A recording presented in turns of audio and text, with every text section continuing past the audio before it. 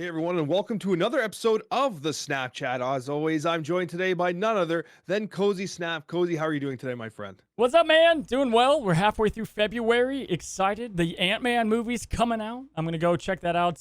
Pretty much opening release. Looks like it's getting pretty good reviews. But it's like the next saga, man. So excited for that. Marvel Snap's been a ton of fun. But how about you? How's everything going over in the Alex universe? Everything's going great. I've been frantically reading more and more comics in anticipation of seeing the Quantumania this weekend. And you know what? Like, this is one of the first times where like I'm coming into a movie like kind of prepared. Like, I'm not fully caught up on the MCU yet.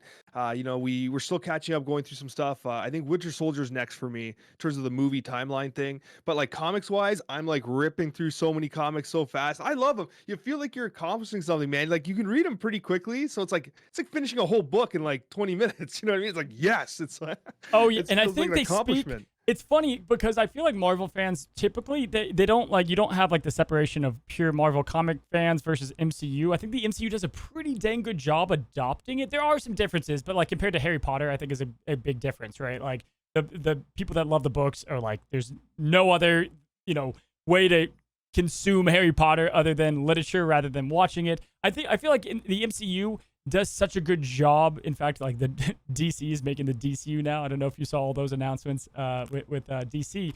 But yeah, man, it's exciting. The next chapter should be good.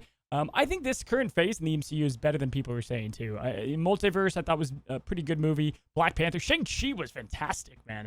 Did you catch those? Haven't seen it. No, haven't seen Shang-Chi yet. Oh, Shang-Chi's amazing. Like I watched a whole bunch of them way out of order. Like I watched like Doctor Strange, and then I watched Infinity War Endgame, and I was like, what the hell's going on? So then I tried to like watch other ones like kind of like out of order, and like I'm like, you know what? Now I gotta go from the start. So we started all the way back at I think was it Iron Man 1 the first one, and then Yep. no, it can't be Iron Man 1. Yeah, it's I Iron think it Man one. was no, no, Oh, no. in In the timeline, it's like timeline Captain order. Marvel and stuff too. Yeah, Captain Marvel, and I think the first one was something related to Captain America. It must have been Captain The America, first right? Avenger. Yep. Mm-hmm. Yes, there it is, right? So we're doing the timeline order. So I'm catching up slowly but surely. But yeah, honestly, it's crazy. I think we joke about this all the time, but like Marvel Snap has made a new Marvel fan. Like, I'm so interested. I love the lore. I love everything that's going on. I can't help but like just be excited about everything. And when I see a new card in the game, I'm like, when I saw Ghost, for instance, it's like, I know who that is. I know where that's from. Like, you know what I mean? Like, it was so Dude. exciting for me. And then to see the ability kind of match the in-game, like kind of like the card Um, ability match the lore a little bit. I was like, hell yeah. Like yeah. whoever's making these cards knows what's up. You know what I mean? Oh no, for sure. And I think it's like I love the useless but amazing knowledge we get from playing this game all the time, every day as a job, essentially. Because the other day I was out and I was around a couple kiddos and they were talking about Marvel. It was a big comic fan, and like I know everything about Marvel at this point just because of all the characters and getting into them and kind of researching too. I think half the things that people don't realize is instead of, or at least myself, if I see a card in the game that I don't know, I try to at least like learn about the character. But also that just brings a lot of like how confusing Marvel is and how many story arcs and just like good, bad, good, gray character kind of all over. But Alex, we got some great subjects to talk about today with Marvel Snap. It looks like our first one's the meta snapshot. Over on my channel, we talked about counter decks, Alex, and the rise of them and why you should be playing them. We talked about identifying early turns 1 and 2, what deck your opponents might be playing, and that's going to really up your game altogether. And then the MVPs of every archetype. If you're building a deck from scratch, let's say Destroy, who needs to be in that deck? The meta, Alex, what do you think right now? So the meta is totally wild. And I think this is great because we often get so tired of the stale meta. Like I remember covering the meta and being like, guys, guess what? It's Zabu, Surfer, Darkhawk again. It was like that for like 3 weeks. And people were like, oh my God, I'm so sick of these cards. And then you know what happens? Nerfs come down and then everything gets completely just thrown into the air. And as usual, we found ways to break the game again. And now everyone's going for the next round of nerfs, right? And the meta is revolving around specific cards. You got one on the screen there. Death is definitely one of them. Death Wave is back in the meta. And this is kind of like a bit of a callback to the nerf to Leader, because Leader was an Yep. excellent counterplay to Death Wave, because you played Leader and then the She-Hulk and the Death and the Arrow, whatever, just kind of didn't matter. So I guess rest in peace that counter. And you can try to play the new Leader, but you're probably just gonna end up ripping your hair out and smashing your phone instead. But Cozy, I mean, the meta is all over the place right now. I'm curious to hear about what are you seeing the most on the ladder right now? Because we're roughly in the same spot. I think you're probably seeing what I'm seeing, but I want to hear you say it because I don't want to get too angry about it. Yeah, so obviously discard because it's hot. People have MODOK. I do see a lot of APOC Dracula. We're seeing that still. But yeah, Death Wave, we knew it. We knew it was going to happen when Leader got nerfed. And there's just so much to handle on turn 6 if they set it up. So it's really tough to take it on. Whereas you really got to focus on countering it. I talked about it on my side on turn 5. You have to counter on turn 5 almost. Get to the wave before they can get to the She-Hulk, the 2-bay deck, as you will. And when I did the meta deck reports, people wondered why I kept including it. Sometimes I feel like a new deck comes out and it's like a new flavor and people are like, yeah. And I'm like, don't forget about what worked before, right? Like these decks are still completely cracked and crazy. So yeah, I think that one's really well done. Of course, as always, Devil Dinosaur. And then, probably the current biggest like watch list card that they obviously have to be looking Definitely at. watch list. Yeah. And maybe they adjust it. But Shuri. Yeah. Shuri lists are...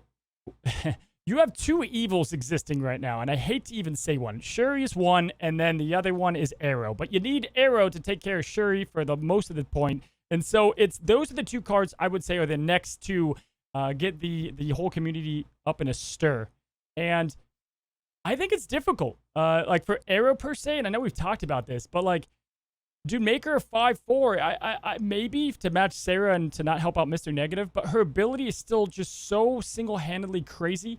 So then do you make her a 6 cost and then have her only be played and then she can't be combined with She-Hulk, which is a huge combo. I think she's going to be tough, and that's why we haven't seen a huge adjustment to her. Don't nerf my wife's second dinner. But Shuri, man, what do you do with Shuri? Shuri's so tricky because, like, listen, it's all over the meta right now. You hit it perfectly. This is the card that's taking over the meta, and I'm not playing Shuri decks because, like, I just don't want to like participate in that. And I've been trying to find ways to like prepare myself. We talked about countering, like era of counter decks, right? I'm losing to Shuri decks when I'm holding Cosmo and Shang-Chi. And that's frustrating because what do you do with Cosmo, right? Do you try and anticipate a turn 4 play with Shuri, guess where they're going to play it? Like if you play him on 3, they just play in another lane. It doesn't matter, right? So that's tricky. If you're holding Shang-Chi, the problem with the Shuri play is they've put down such a massive card that they usually have turn initiative, and they're able to Zola it or they're able to Taskmaster it. And even if you destroy that one, then there's no like guarantee you're winning the other location anyway. Like it's so tricky because the way initiative works, the way power works, it makes it so hard to deal with Shuri. And like to the point, like you said a little bit ago, make her a 4/0, but like I don't even know if that fixes it. Like Yeah, it's like she almost needs to be a negative, right? Because she's just her power so like even a -1, it's like big whoop. You're getting a 60 power card, 30 power Red Skull. What is that -1 going to do anyway? And then maybe that hurts the priority. She's a tricky one because she can be put into any deck too, so you don't know when she's going to be played. That's the problem. It's like Arrow. She just is a good card. Why would you not have her in most of your decks, right? At least with She-Hulk, you can kind of see it coming somewhat because they turn skip. Shuri is just going to be an interesting one. And it's so funny when the new cards came out, people were like, I don't know, what are the best ones? And kind of immediately, it's like, it's going to be Shuri. Like, doubling power is just so crazy. And I think single-handedly, even in battle mode, she's a winner, man. She's a really, really strong card, and that's the meta. So to counter that, right, you have to control. And that's why control is so on the board right now. It's like shutting down those lane axes or getting rid of them in some way. And I'll talk about those cards when we talk about the slept-on options. But yeah, right now, man, that's what's really taking the meta by storm. Yeah, there's no doubt about it. And like the thing about Shuri as well is it's like it's the combination with cards like Red Skull that I think are really problematic. Because like I've had players play like Shuri into like an Arrow, which I think is actually a really cool combination. Because like yes, you disrupt my play, but it's also a 14.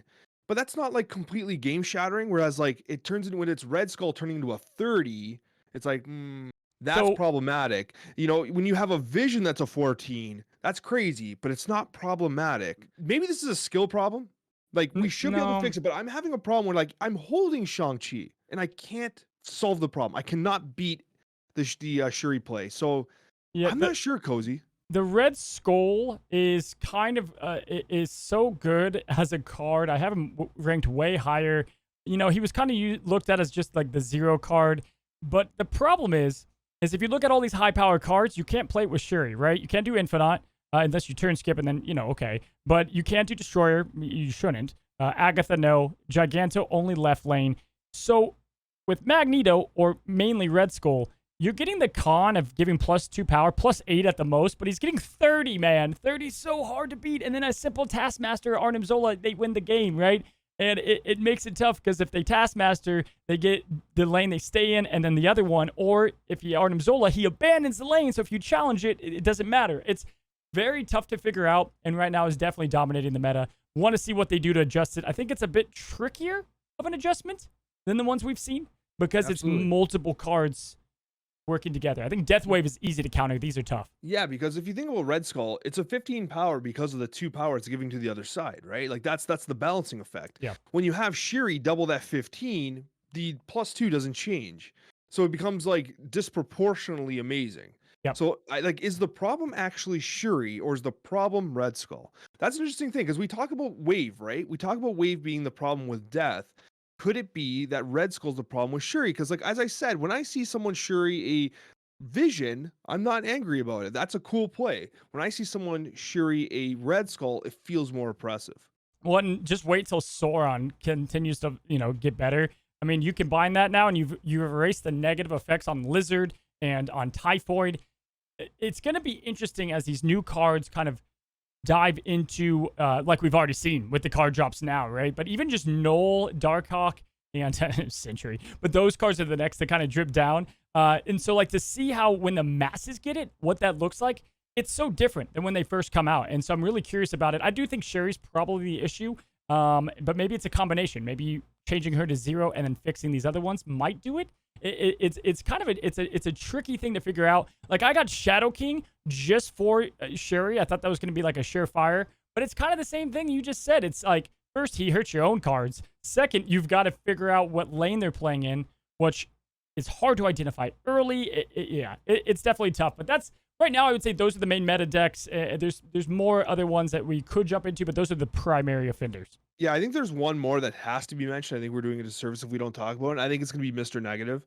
Obviously, with the discount of Zabu to 2 cost, and even though it's only reducing the cost of cards by 1, that allows you to have 2 primary cards that are going to hit Mr. Negative. You have Psylocke that gets Mr. Negative out on 3, and you also have Zabu that gets Mr. Negative out on 3, which is amazing because the whole problem with Mr. Negative decks was that, like, if you didn't get Mr. Negative out on 3 or 4, you basically just lost the game. But if you did, you basically just win the game. So, I mean, that added consistency of having one more hit, because you don't want to put Chavez in that list, right? Like, you don't want Chavez in a negative list. Having that added consistency with Zabu is huge for Mr. Negative, like absolutely insane.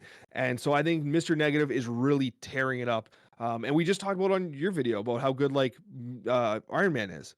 Iron Man, is it not the Mystique. best card in the game when you Mr. Negative it, or what? Yeah, man, and you combine that with Shuri at a 2/4. All these cards are just the thing is you want to look at the forecast because the Zabu now is kind of coming into equation. It's kind of wild how many cards kind of work with it, and just the best cards are working with it too. Not all of them, not like Arrow, but yeah, Iron Man alone. I do think the thing keeping him in check a little bit is because Morbius is so hot right now, because of MODOK, people are running a bit more rogues and a bit more enchantresses to shut down Iron Mans. But that doesn't make it easy. It doesn't change it. And so, yeah, Mr. Negative, I think it can definitely be included. Just base Devil Dinosaur, good card decks are still around, will be around. Those are just good staple decks. But yeah, definitely tough to figure these out. But luckily, I think altogether, I would say Marvel Snap is in a pretty dang good spot as far as the meta goes. Pretty dang good. It is, and it feels fresh, and like nothing feels too broken. Like there's always like counterplay. Like I think Shuri might be a little too far off. Like I think Shuri needs to be dialed a little bit. But realistically, you're right. Like anytime you queue into a game and you really don't know exactly what they're gonna play, that's a good feeling. Like last season, it was like, well, they just snapped on turn 3. It's because Zabu's coming, and that was like literally every friggin' game. Every game was a turn 3 snap because they had Zabu, and like the meta felt so horrible. It's terrible. At least now there's a little bit of flexibility. We're seeing more stuff, and I mean, the team's always going to be tuning stuff, right?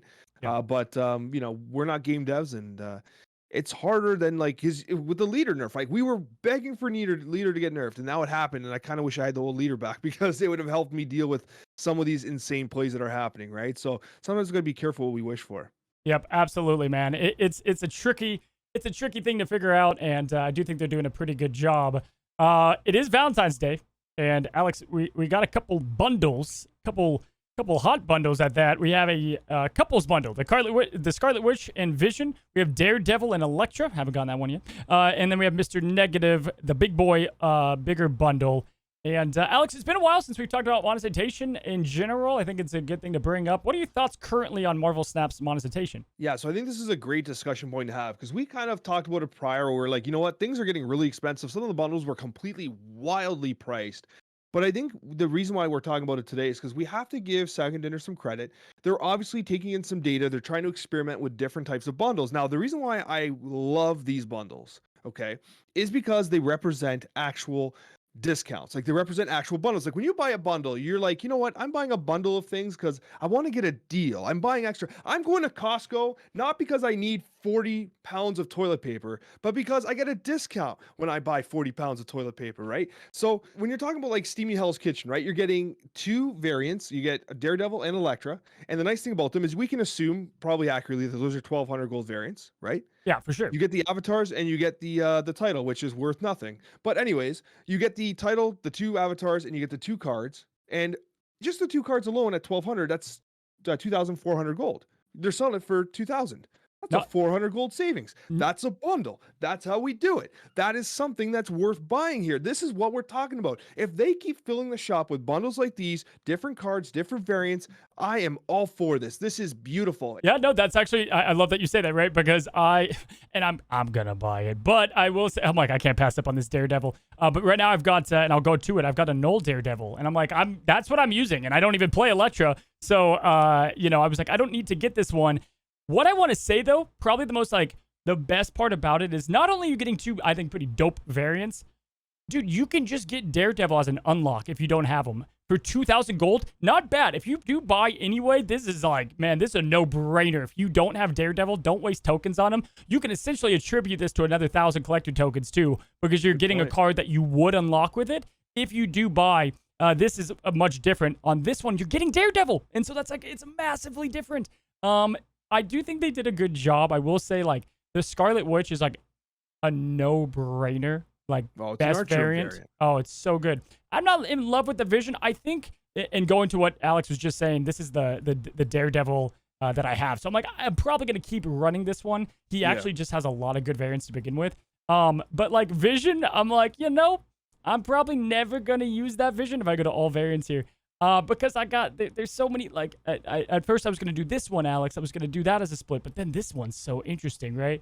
That's awesome too, yeah. I do think it's funny that there's, like, one really good one on each one, and then the other one's pretty good. But yeah, dude, I think they have done a much better job on monetization. They haven't done anything. The Jubilee bundle was fantastic. Perfect. Right? And they're finding the balance of not giving too much, but also giving enough, right? So there's not a huge separation. I laugh when people say pay to win. It's far from that.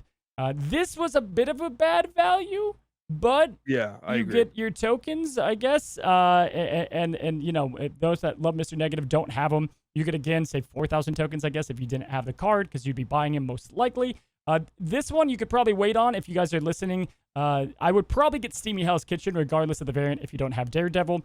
But yes, Alex, I think they're seeing the feedback. They're probably still doing just as well, and I hope to continue to see bundles with just, like, good value. Your Costco analogy was perfect. Yeah, absolutely. And, like, there's no question about it that, like, having options is key, right? You don't have to buy this Mr. Negative bundle. It's not necessary in any way, Cozy. And it's important. You hit a perfect thing here. They included the collector's tokens. That was something that people wanted. They wanted the collector's tokens. They're there. So they're clearly listening. And the Jubilee bundle, they're clearly kind of, like, trying to take in information about, like, how many Jubilee bundles did we sell compared to how many, Mr. Negative bundles are we selling? Because, like, there's a chance that if more of us are buying the Jubilee bundle, they might actually profit more off that than the super, super expensive positively charged bundle. And I don't mind having these in the shop either. Give us the option. But, like, when you consider, like, the pro bundle, the positively charged bundle, and all these things, it's a lot of money. And this game is not pay to win, by the way, because I spent a lot of money on this game and I'm still bad. So we can get that kind of, like, argument and we can just throw it out the window. I think the one thing they maybe missed the mark on is if you own the mistake of messing up 2 season pass cards, throw a couple thousand collector tokens to the public. I don't think that's going to do that big of a deal. And that left a sour taste in some people's mouth, but the majority, I think, took it pretty well. I think, though, they're doing well. And they're doing well, and I hope we can keep seeing this kind of pace with it. Now we've got to talk about the best cards that are currently being slept on in Marvel Snap. And I love these card-based conversations because we always bring up absolutely banger cards that then inspires me to include them in decks. And I'm sure we're going to do the same for the audience as well. So Cozy, I want you to give a good deep thought to a card that you think is being slept on. I got 5 written down, 5 sleeper cards. Hit me with your first, Cozy. What's a card that you think people are sleeping on right now? Yeah, I got 4, potentially 5, and I'm going to go ahead and start with probably my 2 favorites as of recently. Number 1 is got to be my main man, Ronin, and I think Ronin is such an interesting card. There's a lot of 5/3s in this game. Ronin is a card that I think is much better than people think. He's not a devil dinosaur, but the fact of the matter of Maximus being such a good card is what makes him great, because you can feed those cards over to your opponent pretty easily, and you're getting that value on 3, which means you're getting the initiative. And dude, this guy can get up to some insane power as well. I think what he does the biggest, though, like his best trait, is that people don't see him coming, right? So obviously Devil Dinosaur, like it's pretty obvious when they're playing that style of deck. Whereas with Ronin, I don't feel like as much. You see a Maximus, you kind of shake it off. I mean, I think if you played something like Baron, maybe that's a bit obvious, and he does work into these Ronin decks. But yeah, man, have you played Ronin a lot? I have seen some sick decks out there. Actually, it's funny you say that because I was experimenting about a week and a half ago with a few Ronin lists. I was calling them the Accuser lists, and it was cool. Like, and I think that I even posted a screenshot on Twitter about something that happened, and someone's like, "Are you playing Baron?" Right? Like they missed the point of the screenshot. They just noticed I had Baron on my board. They're like, "Why is Baron that being bad? played?" Yeah. And it's because literally I was playing the Accuser list, right? So I think that Ronin's really neat, honestly, and I think that Ronin becomes the best card in the game in the event we see a buff to Sandman. If Sandman gets buffed, Ronin skyrockets in value. Yeah. Skyrockets in value to the point it might, like, remember, this card was broken during beta. It was unplayed, it got buffed, and then it got nerfed. Like, Yeah, so like right? this is a card that exists on like this fine razor's edge, right? So I'm all about Ronin. I'm glad you called that out. Yeah, and again, I like if they bring out other cards, he's good where he is. He could use a little tuning, but I when I say slept on, I just think because of his surprise factor, that's why he's so good. I've lost to a couple recently. Had to point him out. Give me one of yours, Alex. Give me a slept on card. The number one card that I think is being slept on right now that I use so damn often, and I feel like I'm the only one playing, it's Ebony Maw. Like, this is a 1/7. This is a 1/7, Cozy. It is such a good card. Like, Chavez is a 6/9, right? This is a 1/7. It is so much board strength. And the thing about it that I love is that people underestimate how much like that 1/7 is going to actually kind of like carry into the late game. Like, Yeah. you have to commit a legit card to deal with it. And you're like, oh, he can't play there. I'll just play an 8 or whatever. I'll put 8 power there. And then I Doctor Doom and you're wrecked, right? Like, there's so many ways to access that location.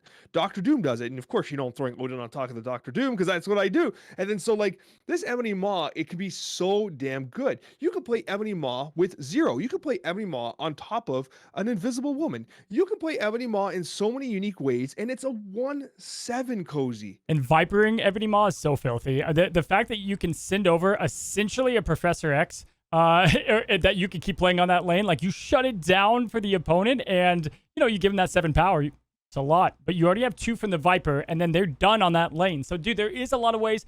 I do like that you brought him up.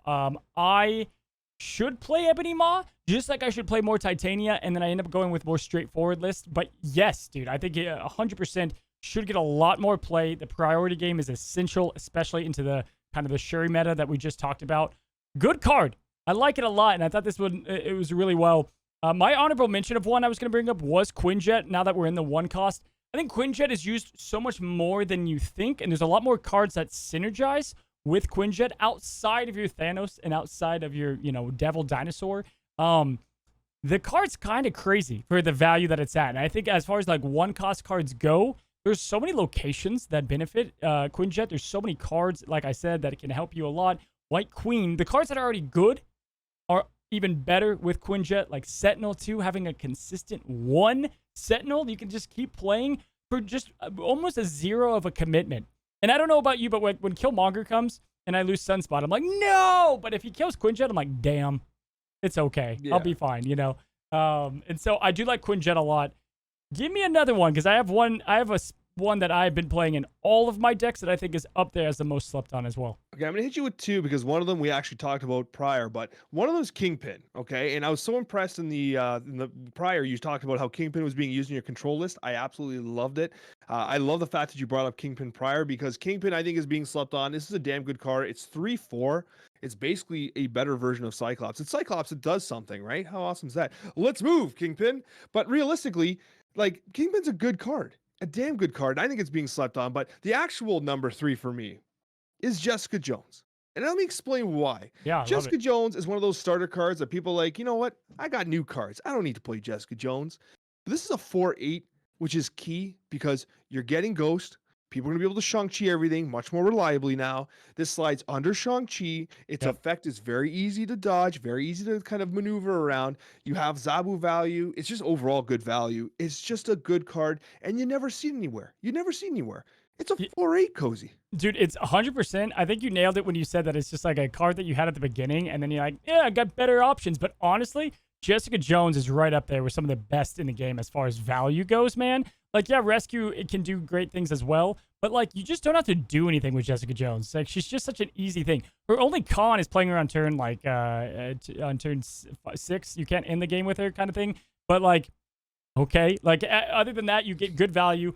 I like the Jessica Jones pick, and I think for sure I just never see her. And the Shang-Chi avoiding is one of the bigger things that you brought up here. I think that's one that people are starting to get a lot better with, or, you know, starting to include in their decks. Jessica Jones is not one I had on my list either, so I like that you brought her up. For myself, Alex, I personally think Juggernaut might be my favorite card this season, and one that I'm not seeing. And the card is just so good. It's an arrow with less commitment, and anytime you can use a card on legit any turn of the game, but primarily in the mid and late game, it's on my list. To throw off what they're trying to do on turn 6 is massive. You can use, obviously, combinations with Kingpin and the other things that we've talked about, but I can't tell you how well I'm countering Shuri with Juggernaut, because they're going to play that one big card. Hopefully you've locked down another one, or hopefully you've done something to impact it. But regardless, oftentimes I at least see Shuri being played on top of the Shuri card is played on top of Shuri. You can kind of read where it's going to go. It's tough, but you can kind of read. And if you can, Juggernaut is just great to play, and it doesn't matter on initiative. Now, it is nice to play Juggernaut also when you have initiative early on. You can mess up destroy combos completely. You snap on them. They have a Hood, Bucky Barnes. You know what's coming. You know, and a Carnage wasted the MVP of Destroy on another lane. You've just ruined their game plan. They can't death now. Juggernaut has so much disruption, and right now I think he's one of the most slept on cards in Marvel Snap.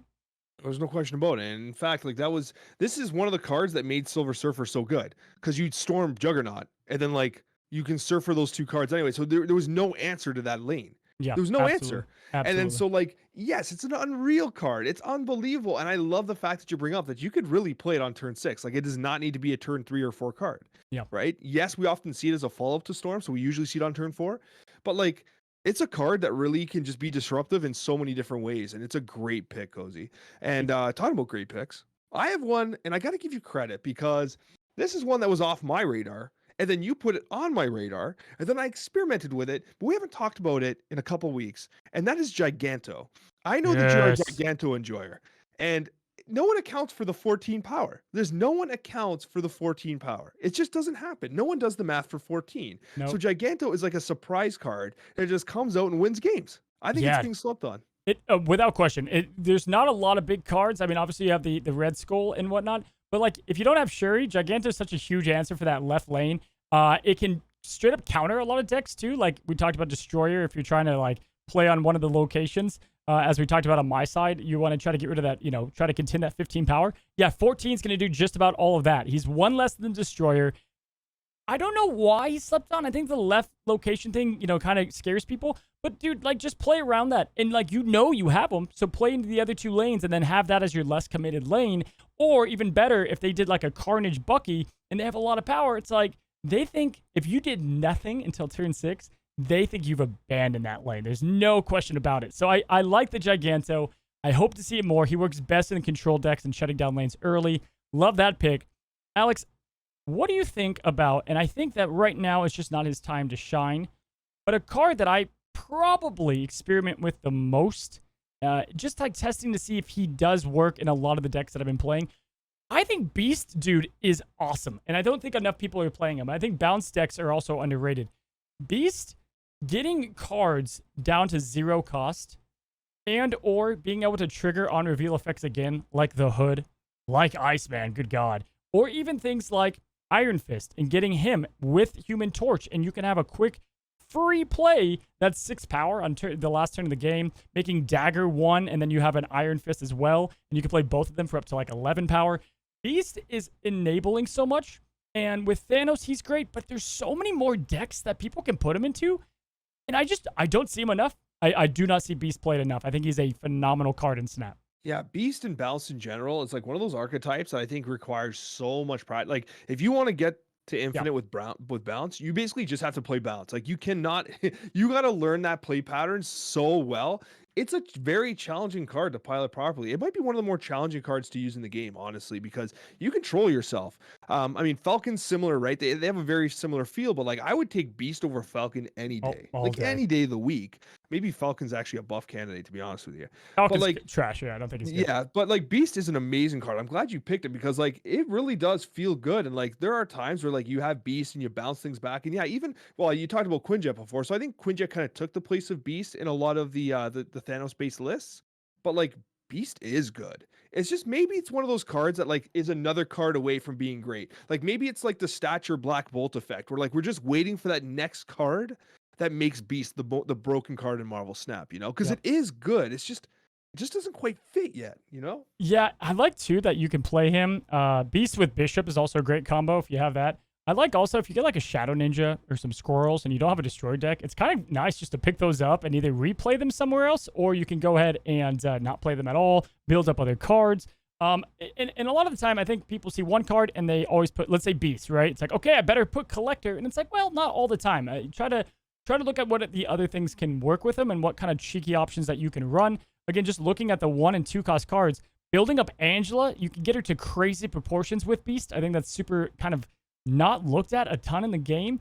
And then things, again, the Hood, yeah, you can get your -2. You get him back out of there, and you can either just get rid of the -2, or you can just play him again, and you get 2 cost, 12 power for Beast. Insanity, absolutely amazing. Love the card altogether. Yondu, another one. Combine that with Noel. I've been doing that. So Beast is up there on my list and one of my last ones on the slept on cards. You got another one? Yeah, I got one last one we got to talk about because this is the card I think that's being slept on. And I have won so many games with this card, even on turn 6, because people just do not see this card coming because no one plays it, and I think they should be.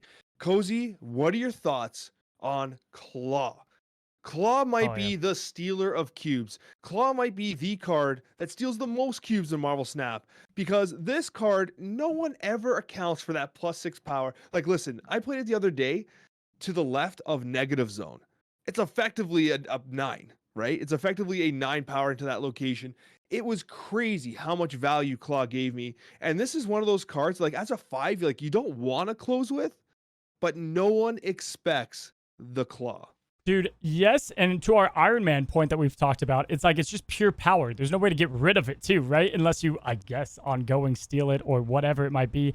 Dude, playing Claw on turn 5 and playing Mystique is insane. You're getting so much value because Mystique oftentimes doesn't get the full value of the ongoing card, right? Like Devil Dinosaur doesn't have that little boost of like 3 power. She's at 0 power. Claw, like sure you don't get the 4 power, but dude, you're getting 6 on top of that, like on another lane. Just crazy. And I think he is oftentimes not looked at. I know we've talked about him before, but still, just as an ongoing card, he surprises just like Ronin does. And that's what makes it so good. Alex, the one last card, and this is one that I don't think is an elite card, but talk about a surprise factor, especially in battle mode. Doctor Strange outside of move decks is so interesting to me and so crazy for so many different reasons. Monster Island, your big play cards, and really, you try to contest an opponent, you go head to head with their biggest locations, and then you just abandon it. You just get out of there, and they've committed so much because it's this, well, I've got to win. I've already committed 3 cards. I got to keep playing, and then you nope out of it. It's hard to play them. you got to probably put him in Surfer decks or, obviously move. But I do think he's not played enough outside of just like the basic thinking of the card. He is a good card. He's one of those cards that like really kind of goes underappreciated. And I think because move is kind of underappreciated right Yeah. now. But you nailed it. And I kind of wondered. I was thinking to myself, like, is Doctor Strange the kind of card like when you move a card, should you get like +1? Like, should he be a 3/4? I don't think he's quite strong enough. Yeah, But he's then weird. again, is it just because move isn't strong enough? Like, you know what I mean? Like, does he become shattered if move gets some tools and like he gets to completely abuse it? Y- I think he could be a 3/4. I don't think that's out of the question. Yeah, people have talked about it. I think move is so tricky because it's very easy to make move the best archetype in the game with only a couple more adjustments.